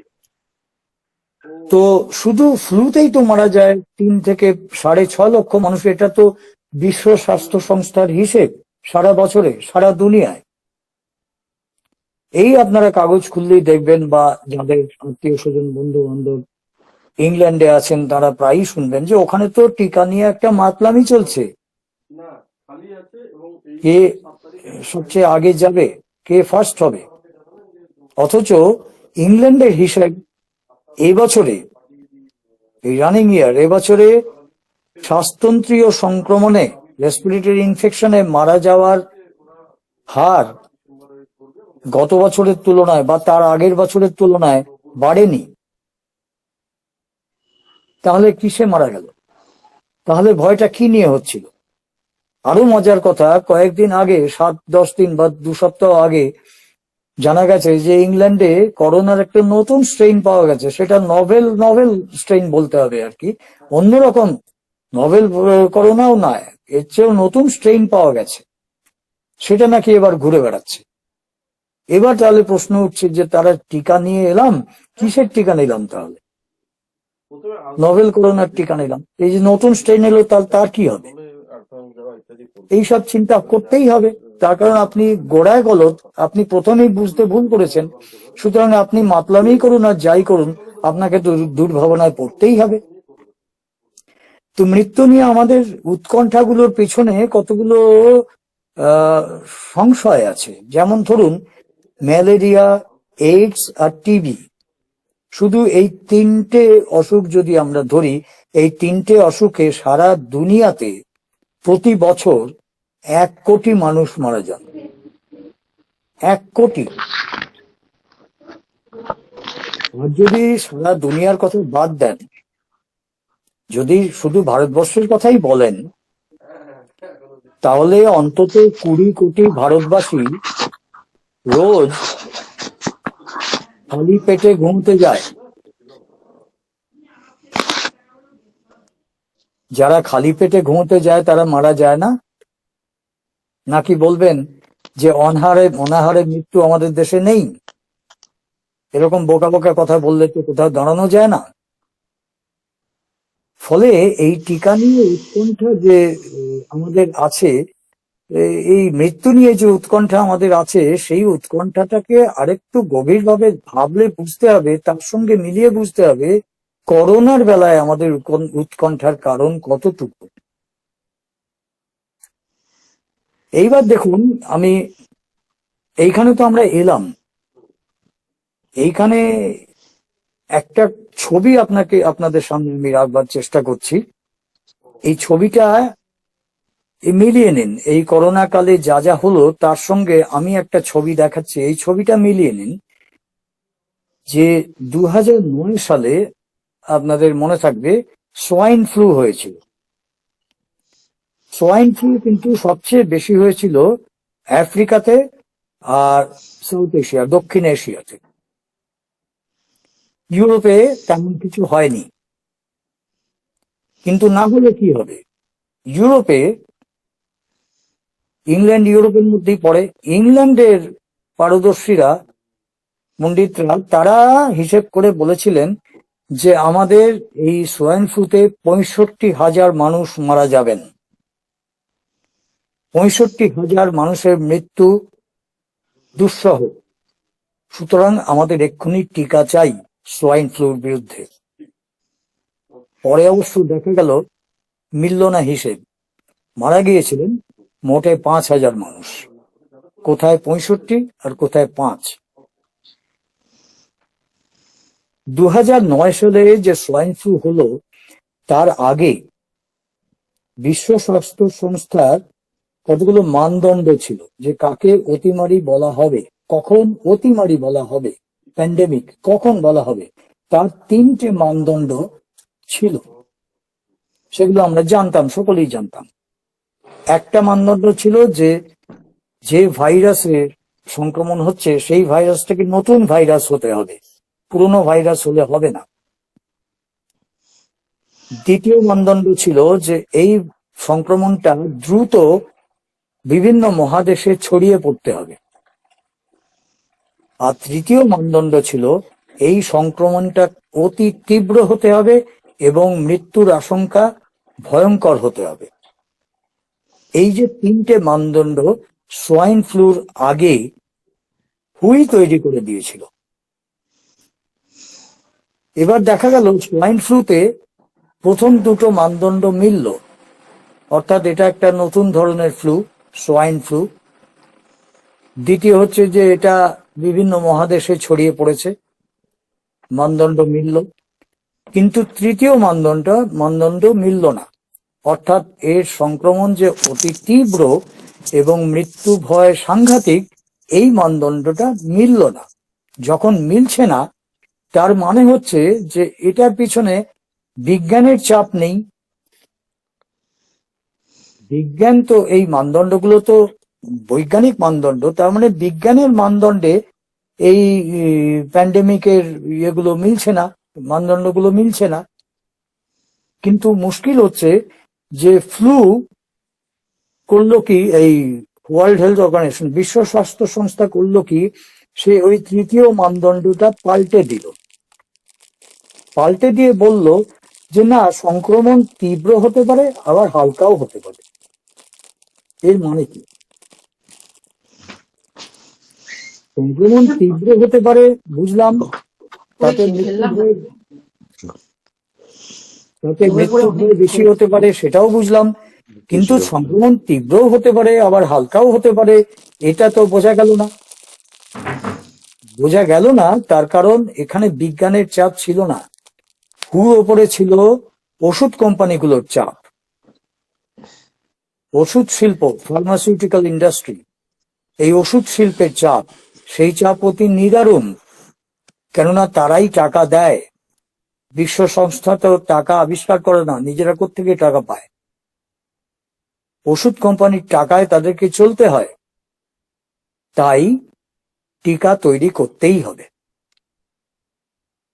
এরপরে কি হলো? এরপরে সংক্রমণ নিজের নিয়মেই কমে গেল। যখন কমে গেল তখন বিজ্ঞানীরা বলতে শুরু করলেন যে এই যে কমে গেল বলে তোমরা ভাবছো স্বস্তি পেলে, এটা কিন্তু ভুল। এটা হচ্ছে আসন্ন ঝড়ের পূর্বাভাস। সামনেই ঝড়, মিলিয়ে দেখুন আমাদের দেশের সঙ্গে একই ছবি, কিন্তু আমাদেরও তাই বলা হচ্ছে, সাবধান সাবধান, এই যে এখন সব কমে গেছে বলে লাফিয়ে বেরিও না, এই হচ্ছে আসন্ন ঝড়ের পূর্বাভাস, সেকেন্ড ওয়েভ, থার্ড ওয়েভ, কত রকম ওয়েভ সব আসছে। তখনও একই কথা বলা হয়েছিল, এটা আসন্ন ঝড়ের পূর্বাভাস। যখন তাদের বলা হলো কি করে তোমরা বলছো আসন্ন ঝড়, তখন তারা বলল কেন, আমরা তো ল্যাবরেটরিতে পরীক্ষা করে দেখেছি, গবেষণাগার থেকে উঠে এসেছে তথ্য। গবেষণাগারের তথ্য যে জনমানুষের ভেতরে কতটা লাগানো যায় তা নিয়ে তো বিজ্ঞানীরা নিজেরাই জানেন যে ওইভাবে লাগানো যায় না। কিন্তু কি করা যাবে, মানতে হলো, তাই বিদ্যুৎ গতিতে টিকাও তৈরি হলো। সেই টিকা নানান দেশে বিক্রি হয়ে গেল। জার্মান সরকার, জার্মানিতে 6 কোটি ডোজ কেনা হয়েছিল টিকার, 6 কোটি। কিন্তু দেখা গেল কিছুদিন পরে যে লোকে টিকা নেওয়ার উৎসাহ নেই, কেননা সংক্রমণ তো কমেই গেছে। টিকা নেওয়ার উৎসাহ নেই, লোকে টিকা নিচ্ছে না। এবং সেখানে আমাদের দেশের মতো কথায় কথায় তো অর্ডিন্যান্স জারি করা হয় না যে টিকা নিতেই হবে, ফলে হয়নি, লোকে নিল না। ট্রাকে ভর্তি করে 5 কোটি ডোজ, টিকার ডোজ নষ্ট করে ফেলা হয়েছিল, যেখানে ডিসপোজাল হয় সেই সব জায়গায় ফেলে দেওয়া হয়েছিল। 5 কোটি ডোজ। এখন আপনারা ভাববেন এ তো সর্বনাশ, কেননা এ তো মানে মানুষের ট্যাক্সের টাকায় তৈরি, লোকেদের ট্যাক্সের টাকায় তো সব তৈরি, তাহলে সেই টাকা নষ্ট হয়ে গেল। আসলে তা না, টাকা কিছু নষ্ট হয় না, টাকা কোনোদিন নয় ছয় হয় না, টাকা শুধু হাত বদল হয়। টাকা মানে তো পুঁজি, ওই পুঁজির হচ্ছে পথ চলাতেই আনন্দ, ফলে নষ্ট কিছু হয় না। তাতে ওষুধ শিল্পের এত কাণ্ডের পরে ওষুধ শিল্পের শুধু মুনাফার পরিমাণ ছিল $18 বিলিয়ন। এটা 10 বছর আগেকার গল্প। আজকাল অবশ্য বিলিয়নে আর কেউ হিসেব করে না, সবাই ট্রিলিয়নে হিসেব করে। একই কাণ্ড হয়েছিল ওই সোয়াইন ফ্লুর জন্য। ট্যামি ফ্লু বলে একটা ওষুধ তৈরি করা হয়েছিল, কিন্তু ট্যামি ফ্লু নিয়েও সন্দেহ, কোথাও সেটা কাজে লেগেছে, কোথাও কাজে লেগেনি। কিন্তু টন টন ট্যামি ফ্লু তো বিভিন্ন দেশে কেনা হয়েছিল, ব্যবহার করা হয়েছিল। তার মানে কি? তার মানে আজ যেটা আপনারা দেখতে পাচ্ছেন, আমরা যেটা দেখতে পাচ্ছি, তার রিহার্সাল হয়ে গেছে 10 বছর আগে। ওটা ছিল রিহার্সাল। এইবার ভেবে দেখুন যে 1988 সালে সেই বই বেরিয়েছিল, বিখ্যাত বই, অনেকেই আপনারা পড়েছেন, ম্যানুফ্যাকচারিং কনসেন্ট, জনসম্মতি কিভাবে নির্মাণ করা হয়। নোয়াম চমস্কি লিখেছিলেন, নোয়াম চমস্কি এবং এডওয়ার্ড হারমান বলে দুজন। বিশ্ববিখ্যাত বই, কিভাবে জনসম্মতি নির্মাণ করতে হয়, নির্মাণ করা হয়, কিভাবে এই সংবাদ মাধ্যমকে পকেটে পুরে নিয়ে জনসম্মতি তৈরি করা হয়। এইটা শুধু ভেবে দেখুন। এইবার আপনারা ভাবুন যে তাহলে হচ্ছেটা কি, আমরা তাহলে কি করলাম। এবার একটু পেছন ফিরে তাকিয়ে দেখুন আমরা কি করলাম। আমরা মার্চ মাসের প্রথম দিকে কি করেছিলাম? প্রথমে উপেক্ষা করেছিলাম, কিছুই হয়নি, উপেক্ষা করেছিলাম, সরকারই উপেক্ষা করেছে। কদিন বাদে আমরা ভাবলাম যে না না, এবার একটা কিছু করতে হবে। কি করলাম? আমরা ছ্যাবলামি করলাম। মানে ছ্যাবলামি শব্দটা আপনারা অ্যালাউ করবেন কিনা আমি জানি না, আমি একটু ভালো বাংলা তাহলে বলি যে আমরা ভ্রান্তি বিলাস করলাম। যেমন এই ঘন্টা বাজালাম, থালা বাজালাম, কি সব করলাম, আলো নেভালাম, আলো জ্বালালাম, এইসব করলাম, করে ভাবলাম করোনা তাড়াচ্ছি। এইসব আমরা করেছি। ভাবুন, করিয়েছে কে? সরকার। আপনারা বলতে পারেন যে সরকার কি নির্বোধ? সরকার কোনোদিন নির্বোধ হতে পারে? পারে। সরকার নির্বোধ হতে পারে, সে কথা বলেছিলেন একজন জার্মান পলিটিশিয়ান, রাজনীতিবিদ, তার নাম ছিল হেলমুট স্মিথ। তিনি বলেছিলেন যে সরকার যে নির্বোধ হতে পারে, সরকারের নির্বুদ্ধিতাকে কখনো ছোট করে দেখো না। তিনি বলে গেছিলেন বহু বছর আগে। তো আমরা ছোট করে দেখলাম, ফলে আমরা এই ভ্রান্তি বিলাসটা করলাম।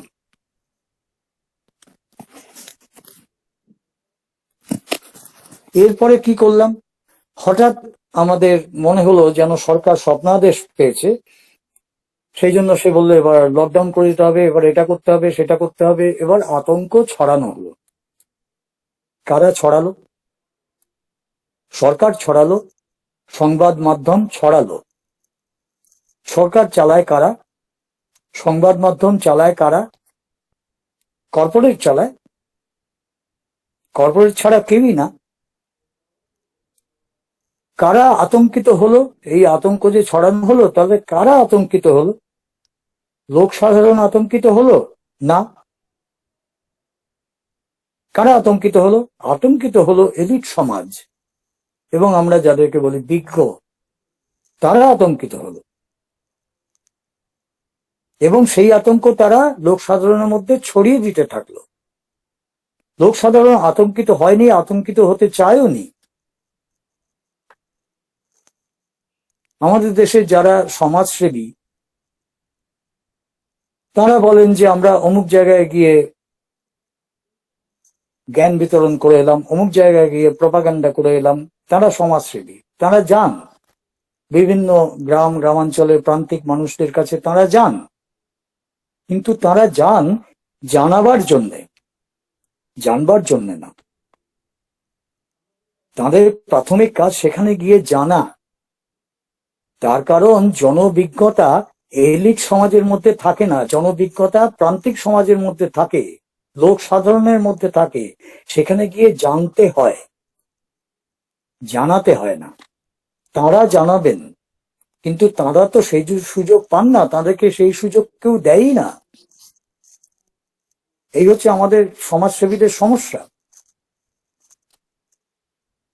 ফলে আমাদের তো আকাশচুম্বী বিজ্ঞতা, এই এমন আকাশচুম্বী বিজ্ঞতা যে তার ফলে কি হলো, আমরা কি কি তৈরি করলাম? আমরা জনবিচ্ছিন্নতা তৈরি করলাম, আমরা সন্দেহ তৈরি করলাম, কার করোনা হয়েছে কার হয়নি সন্দেহ। আমরা ছুতমার্গ তৈরি করলাম, এটাতে টাচ করা যাবে না, ওটাতে টাচ করা যাবে না। আমরা বাতিক তৈরি করলাম, দরজার হাতল ধরতে পারবে, অমুকটা ধরতে পারবে না। দিনে 15 বার শুতে কি বলে সাবান দিয়ে হাত ধুতে হবে, 30 বার চান করতে হবে। আমরা স্বাস্থ্য পুলিশ তৈরি করলাম, পুলিশ দিয়ে জনস্বাস্থ্য রক্ষা করা হবে। এবং আমরা সমাজে যে অসাম্য আছে সেই অসাম্যটাকে আমরা বহুগুণ বাড়িয়ে দিলাম এই কয়েক মাসের অবসরে। এবার প্রশ্ন হচ্ছে, আমাদের কি কাণ্ডজ্ঞান লোপ পেয়ে গেল?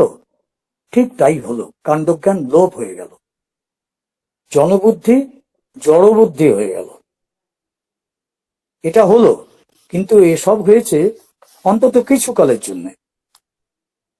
আমি জানি না, প্রেমেন মিত্র একটা শব্দ ব্যবহার করে, শব্দবন্ধ ব্যবহার করেছিলেন একটা কবিতায়, পরমা যন্ত্রণা। এটাকে তিনি পরমা যন্ত্রণা বলেননি, কিন্তু আমি বলছি আর কি, এটা পরমা যন্ত্রণা ছাড়া আর কি বলা যাবে এই অবস্থাটাকে, যেখানে যুক্তি বিজ্ঞান, জীববিজ্ঞান বা ডাক্তারি বিজ্ঞান এবং সমাজ বিজ্ঞান সব রসাতলে চলে গেল, কোনো কিছু দাঁড়ালো না, কোনো স্বাভাবিক যুক্তি দাঁড়ালো না। এক করোনাকে ঠেকাতে গিয়ে আরো 100টা নতুন নতুন সমস্যা আমরা তৈরি করে ফেললাম, অকাতরে তৈরি করে ফেললাম। তখন সেই বার্টন রাসেলের কথা মনে পড়ে যায়। তিনি বলেছিলেন যে আধুনিক বিজ্ঞান এমন যে সে একটা সমস্যার সমাধান করতে গিয়ে 10টা নতুন সমস্যা তৈরি করে দেয়, তার সমাধান করতে জানে না। আমরা এমন বিজ্ঞান এবং এমন বিজ্ঞ হয়েছি, আমরা তো মডেলিং করি, কথায় কথায় মডেলিং, সেই ক্যান্সারই বলুন আর আলসারই বলুন আর করোনাই বলুন, সবকিছুতে আমরা মডেলিং করি। মডেলিং, করোনার বেলায় যত রকম মডেলিং আজ অব্দি হয়েছে, কোনো মডেলিং দাঁড়ায়নি, কোনো মডেলিং, একটা মডেলিংও দাঁড়ায়নি, সমস্ত মডেলিং মুখ থুবড়ে পড়েছে। তখন বলতে ইচ্ছে করে, সেই বিদ্যে বোঝাই বাবু মশাই তো এনারা, বিদ্যে বোঝাই বাবু মশাই অনেক কিছু জানেন, কিন্তু সাঁতার বিনা জীবনটা যে 16 আনাই মিছে এই কথাটা জানেন না, তারা জনমানুষের সঙ্গে মেশেনি না। ফলে এই মডেলিং গুলোকে বলা হয়েছে, এখন বলা হচ্ছে ননসেন্স ইন ননসেন্স আউট। যেমন এই আমাদের ইন্টারনেটকে বলা হয় গার্বেজ ইন গার্বেজ আউট, ঠিক সেই রকম মডেলিং কে এখন বলা হচ্ছে ননসেন্স ইন ননসেন্স আউট। একটা সুরিয়াল, একটা অতুলনীয় পরিস্থিতি, সুরিয়াল বলা যায়, যেখানে দেখা গেল যে ভাইরাসের মেধা শক্তির সামনে আমাদের মধ্য মেধার চূড়ান্ত মূর্ছা। দাঁড়ালোটা কি? আমরা প্রহর গুনছি, সাধারণ মানুষজন বাড়িতে বসে প্রহর গুনছেন, লকডাউন, কোয়ারেন্টাইন, প্রহর গুনছেন, কাজকর্ম সমস্ত কিছু বন্ধ, সব স্তব্ধ, তারা বাড়িতে বসে প্রহর গুনছেন। ডাক্তাররা হাসপাতালে গিয়ে পরশ পাথর খুঁজছেন, কি করে একটা রোগীকে সারানো যায়, পরশ পাথর খুঁজছেন। আর সেই অবসরে অন্যদিকে দিনে দুপুরে লুট চলছে, কর্পোরেট লুট করছে, দিনে দুপুরে সকলের চোখের সামনে লুট হচ্ছে, যে বর্বর মুনাফা বৃদ্ধি আমরা দেখতে পেলাম। আমরা তখন ভাবলাম না যে এক কোভিড-19 আমাদের অবস্থা এমন হিজিবিজি হয়ে গেল, এরপরে তো কোভিড-21 আসবে, কোভিড-23 আসবে, সেগুলোতে আমরা তাহলে করবোটা কি? ফলে যা যা করলাম আমরা এই 1 বছরে, সেটা আমার মনে হয় যেন ইতিহাসের রসদ হয়ে থাকবে এবং আমাদের ভবিষ্যৎ প্রজন্ম আমাদেরকে নিয়ে মশকরাই করবে। তো এইসব দেখে শুনে মনে হয় যে আসলে এগুলোর পিছনে একটা ছক আছে, একটা ডিজাইন। শুধু নির্বুদ্ধিতা বলে ছেড়ে দেওয়া ঠিক না। পাগল মানে এটা হচ্ছে শেয়ানা পাগল, একটা মেথড ইন ম্যাডনেস বলে কথা আছে না, সেই রকম একটা ডিজাইন। ডিজাইনটা কি? ডিজাইনটা হচ্ছে আমাদের মুখ ঢাকা থাকবে মুখোশ দিয়ে, মাস্ক পরে আমরা ঘরে বন্দী হয়ে থাকবো, আর কেউ কেউ হাতে বন্দুক, পায়ে বন্দুক আর শিরস্ত্রাণ নিয়ে যুদ্ধে নামবেন। আর সেই সুযোগে একটার পর একটা এক মুঠো জনবিরোধী আইন পাস হয়ে যাবে, জনসমাগম বন্ধ হয়ে যাবে, নাগরিক স্বাধীনতা লোপাট হয়ে যাবে এবং অর্থনীতির চূড়ান্ত পতন হবে। এমন চূড়ান্ত পতন যেটা কেউ কল্পনাই করে উঠতে পারেননি। অথচ আমাদের অর্থনীতি নাকি বটবৃক্ষ।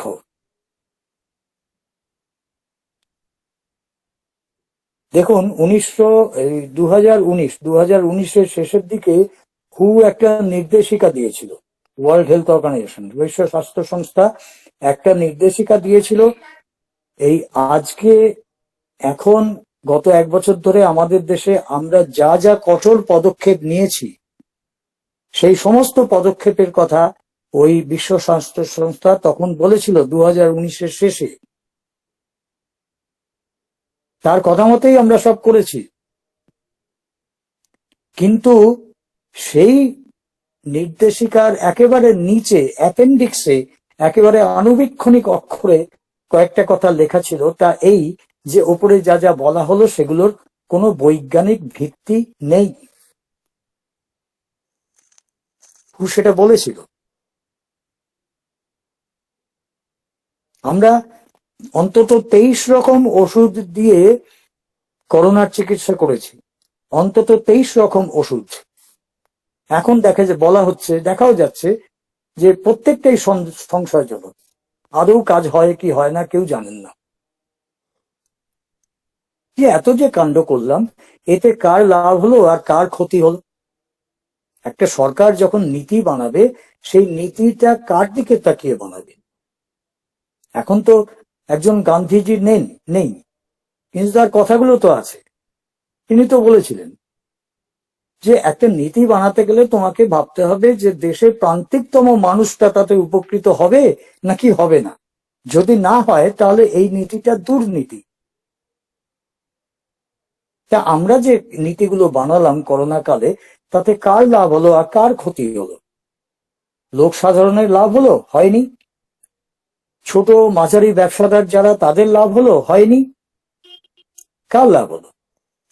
লাভ হয়েছে কর্পোরেটের, একমাত্র কর্পোরেটের।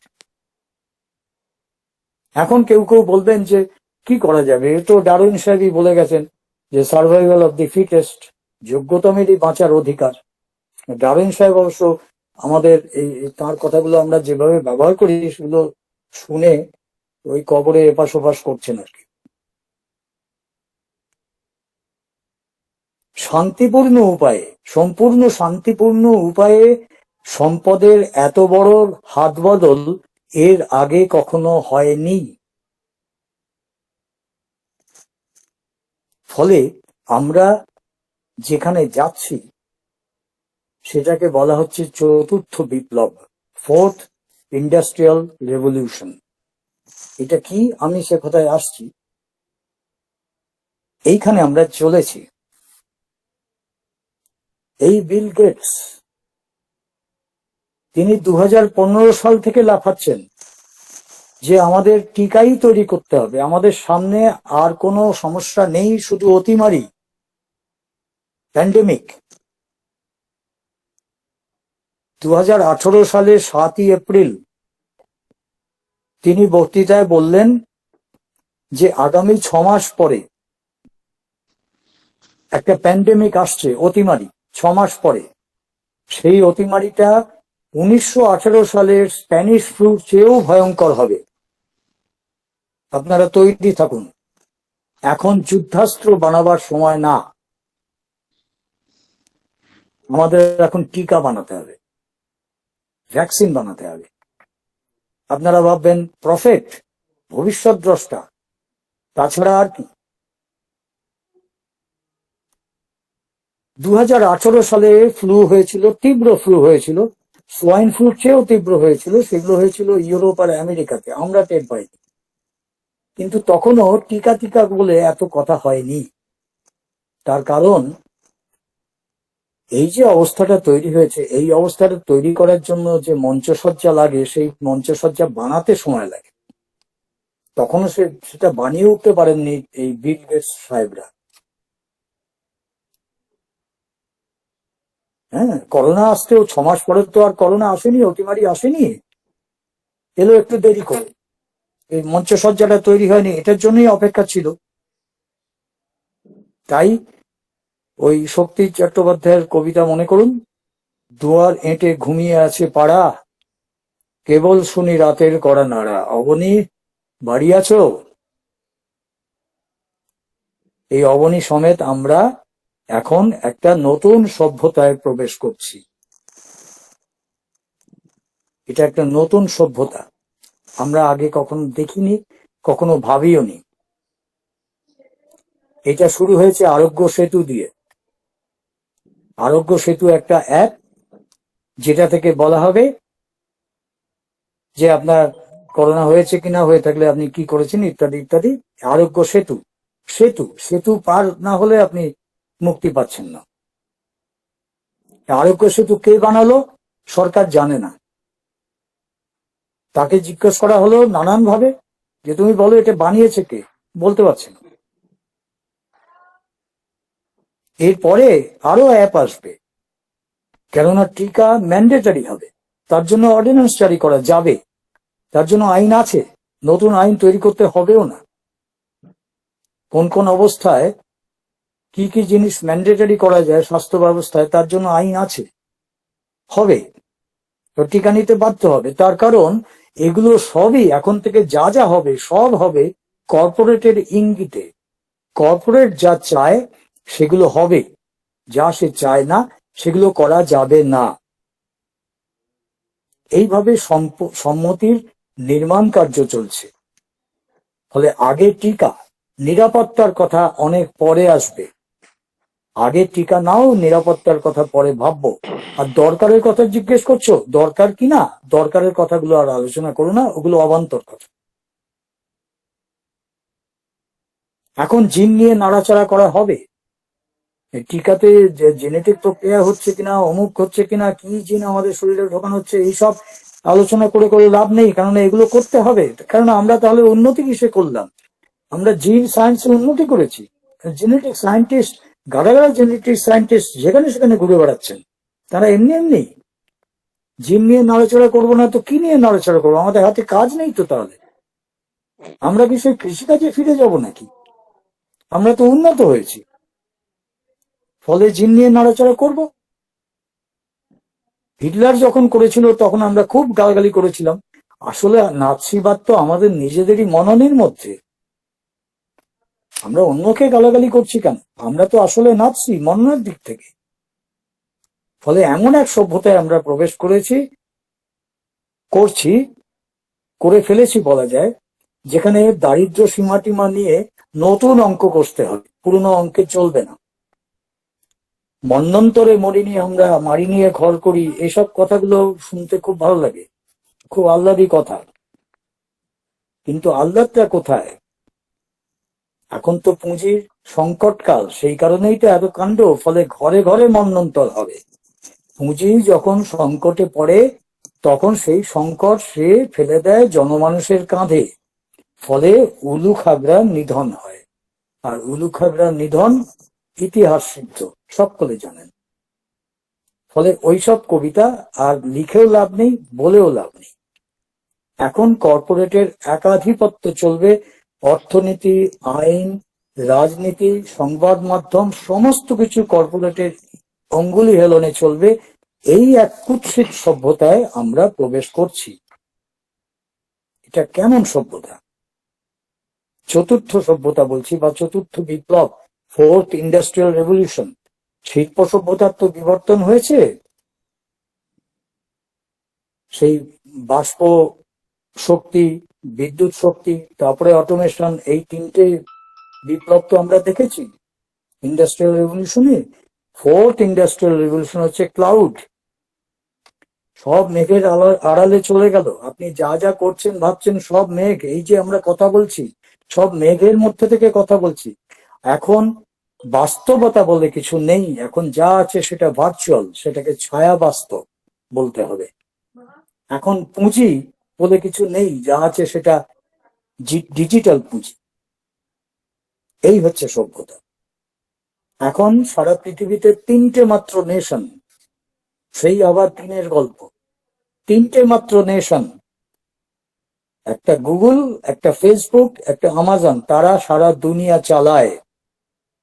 যেভাবে খুশি আপনি দেখতে পারেন, দেখতে চান দেখতে পারেন। এই তিনটে নেশন সারা দুনিয়া চালাচ্ছে।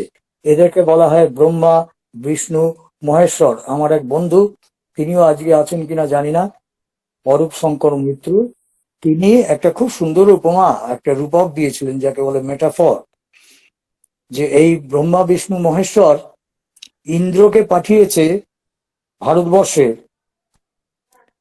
বৃত্রাসুরকে বধ করতে। ইন্দ্র অর্থাৎ আম্বানি, তিনি বৃত্রাসুর বধ করলেন। তিনি এসে প্রথমেই বিএসএলএন ধ্বংস করে দিলেন। বিএসএলএন ধ্বংস, বৃত্রাসুর বধ হয়ে গেল। সুতরাং এগুলোকে ছোট করে দেখলে তো হবে না। এই যে বিল গেটস নিয়ে এত কথা বলছে এই কারণে যে বিল গেটস এর বিভিন্ন জায়গায় যে লগ্নি আছে, তার মধ্যে সবচেয়ে বেশি লগ্নি আছে তিনটে মাত্র জায়গায়। একটা স্বাস্থ্য, একটা শিক্ষা, আরেকটা জিএম ফুড বা সিড। এই তিনটে জায়গায় সবচেয়ে বেশি লগ্নি। এমনি এমনি তো যারা জনস্বাস্থ্য বিশারদ এবং জনস্বাস্থ্য নিয়ে চিন্তা ভাবনা করেন, দুর্ভাবনা করেন, নানান জায়গায় ঘুরে বেড়াচ্ছেন, তারা জেনে রাখুন জনস্বাস্থ্য যে যাতে যে বিপর্যয় নেমে আসছে তা আমরা কল্পনাও করতে পারবো না। শিল্প পুঁজি কোনোদিন জনস্বাস্থ্যের প্রতি উপরে মনোযোগ দেয়নি, সেটা এঙ্গেলস সাহেব বলে গিয়েছিলেন, ফ্রেডরিক এঙ্গেলস, যে তারা দেবে না। তারপরে বলেছিলেন ওই আমাদের বিখ্যাত ডাক্তার ভিরকো, রুডলফ ভিরকো, তিনিও বলে গেছিলেন জনস্বাস্থ্য অবহেলিত থাকবে এই পুঁজির জায়গায়, পুঁজির যখন উন্নতি হবে তখন। এখন যা হয়েছে তাদের জনস্বাস্থ্য বলে আর কিছু থাকবে না, কর্পোরেট হাসপাতাল ছাড়া অন্য কিছু থাকবে না। এই যে অবস্থাটা আমরা এসে পৌঁছলাম, আমাদের আজকের আলোচনার বিষয় ছিল এটা, যে কোথায় যাচ্ছি আমরা, এইদিকে যাচ্ছি। এইদিকে এসে পৌঁছতে বাধ্য হয়েছি, তার কারণ আমাদের মোহগ্রস্ততা। আমরাই মোহগ্রস্ত ছিলাম, এ আমাদের মোহগ্রস্ততার পরিণাম। তিনটে শিল্প সভ্যতা, বাষ্প, বিদ্যুৎ, অটোমেশন, তিনটে শিল্প সভ্যতায় আমরা কি পেয়েছি? আমরা বৈভব পেয়েছি, আমরা স্বস্তি পাইনি, আমরা বিজ্ঞতা পাইনি, শুধু বৈভব পেয়েছি। আমরা উন্নয়নের মোহে অন্ধ থেকে গেছি। এই যে আত্মমোহে অন্ধ, আমরা মাটির কথাটাই ভাবতে ভুলে গেছি। সবকিছু মাটি থেকে তৈরি হয়। প্রথম সভ্যতা, মানুষের প্রথমতম আদিমতম সভ্যতা তৈরি হয়েছিল মাটির ওপরে, এই নদীর আশেপাশে উর্বর মাটিতে। আজও যে ক্লাউড সভ্যতা, সেটা ক্লাউডে আছে। আপনি যদি সেখান থেকে মাটিতে না আসতে পারেন, নেমে আসতে না পারেন, তাহলে আপনার ধ্বংস অনিবার্য। এমন আমরা মোহে অন্ধ যে সব জায়গায় যাই ঘটছে আমরা শুধু উন্নয়ন দেখছি। অমুক হয়ে গেল, দেখেছো কিসের উন্নয়ন, তমুক হয়ে গেল, দেখেছো, একেই বলে উন্নয়ন। এই একটা বহু পুরনো কবিতা ছিল, অন্ধ বধূ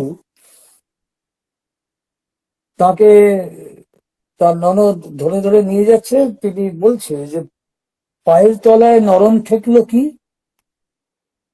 আস্তে একটু চল না ঠাকুরঝি। ও মা, এই যে ঝরা বকুল নয়, আকাশ পাতাল কতই মনে হয়। পায়ের তলায় তার মনে হয়েছে ঝরা বকুল, অন্ধ তো। এখন আমাদের যাই আমরা দেখি সব আমাদের উন্নয়ন দেখছি শুধু, আকাশ পাতাল কতই মনে হয়। এই যে উন্নয়নের তত্ত্বে আমরা আত্মবিসর্জন দিলাম, আমরা তখন ভাবলাম না, এখনো ভাবছি না হয়তো, যে এই তত্ত্বের এই গামলাতে ফুটো ছিল, আগে কেউ দেখেনি। ফলে আমাদের এই অপ্রতিভ গোচারণ শেষ হচ্ছে এক মহীয়সী কৌতুকে, এছাড়া আর কিছু বলতে পারবো না। আমার সেই বন্ধু যার কথা একটু আগে বললাম, তিনি খুব সুন্দর বলেছেন যে আমাদের বিবর্তন শুরু হয়েছিল হোমিনিড দিয়ে, তারপরে হোমো ইরেক্টাস হয়েছিলাম, তারপরে হোমো সেপিয়েন্স হলাম, এখন আমরা হোমো প্যাথেটিকাস হচ্ছি, প্যাথেটিক অবস্থা আমাদের। কিন্তু এইখানে আসার পরেও আমি বলছি আমাদের একটা অ্যান্টিথিসিসও আছে, এর বিরুদ্ধে একটা অ্যান্টিথিসিস আছে। আমাদের চোখ মেলে দেখার দরকার, বোঝার দরকার। এইটাই আমাদের একমাত্র কাজ, যে একদিকে অপার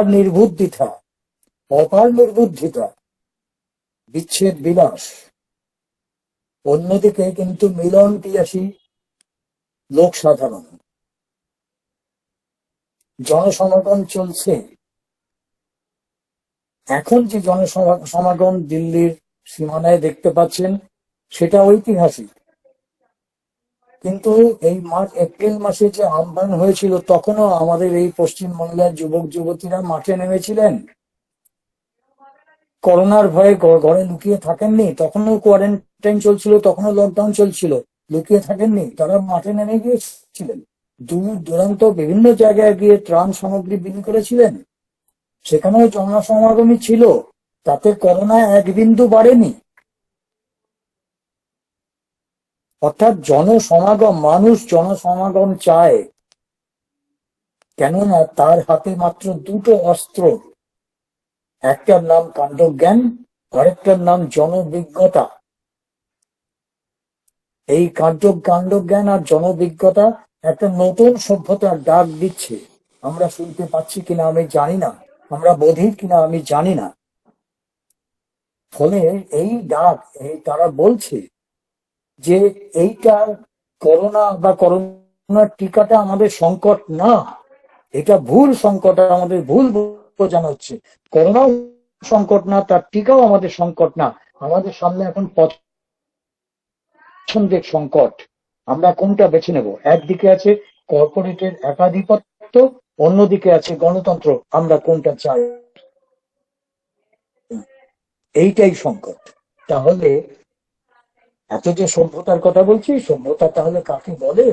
আর এত যে বিজ্ঞানের কথা বললাম, বিজ্ঞানীরা কাকে বলে? সেখানে আবার সেই তিন সত্যি দিয়ে শুরু করেছিলাম, তো এই তিন সত্যি দিয়েই আমি শেষ করছি, যে দীর্ঘ আয়ুর ভার বয়ে যাওয়াটা সভ্যতা না। আমাদের সবার এই লাইফ এক্সপেক্টেন্সি বেড়েছে, প্রত্যেকটা দেশেই বেড়েছে, কিন্তু দীর্ঘ আয়ুর ভার বয়ে যাওয়াটা সভ্যতা না।